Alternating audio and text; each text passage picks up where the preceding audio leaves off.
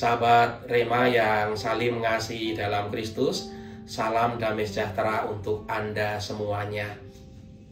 Hari ini Selasa 23 September 2025. Gereja memperingati perayaan wajib Santo Pius dari Pietrelcina, atau sering disebut sebagai Padre Pio, seorang imam. Di dalam Injil Lukas bab 8 ayat 19 sampai 21, gereja menawarkan bacaan permenungan mengenai karya Yesus. Ya, ketika Yesus berkarya didatangi oleh ibunya dan saudara-saudaranya. Ada yang menyampaikan kepada Yesus seperti itu, lalu Tuhan Yesus menjawab, "Ibuku dan saudara-saudaraku ialah mereka yang mendengarkan sabda Allah dan melaksanakannya." Perkataan Yesus ini sebetulnya adalah kritik halus terhadap orang-orang Israel waktu itu.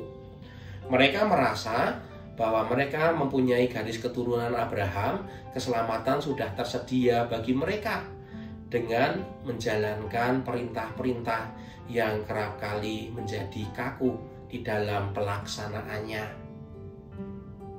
Yesus mengingatkan kembali bahwa Allah mencintai umatnya dan juga ingin semua melaksanakan kehendaknya.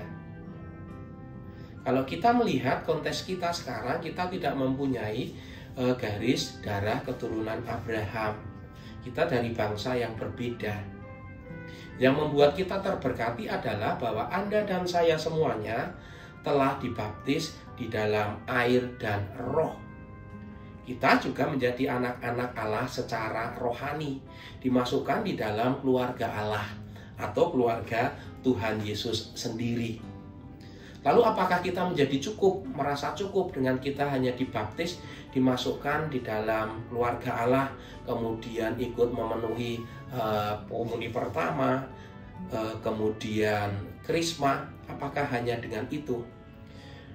Rupa-rupanya di dalam teks ini mengingatkan kita kembali bahwa status kita menjadi anak Allah dengan baptisan juga masih dituntut lagi untuk melaksanakan kehendaknya, untuk mendengarkan sabda Allah, ya, dan juga mencoba menangkap dan mewujudkannya di dalam hidup kita sebagaimana hukum cinta kasih Tuhan Yesus.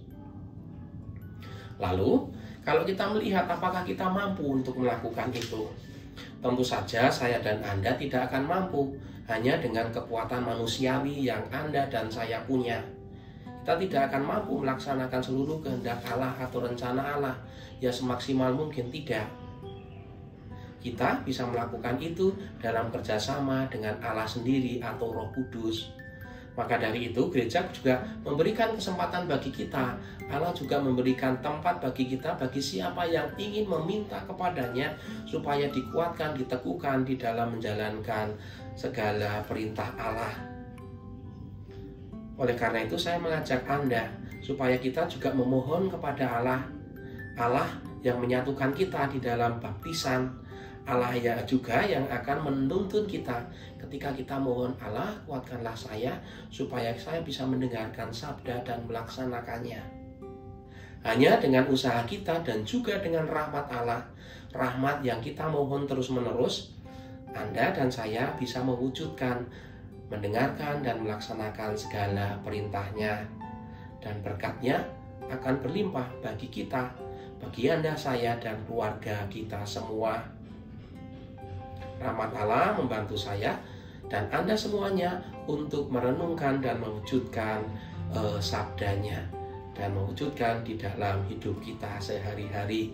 Semoga Anda semuanya, saudari-saudara semuanya, senantiasa dibimbing, dilindungi, dan diberkati oleh Allah Bapa yang Maha Kuasa di dalam mewujudkan sabdanya dalam nama Bapa dan Putra dan Roh Kudus. Amin.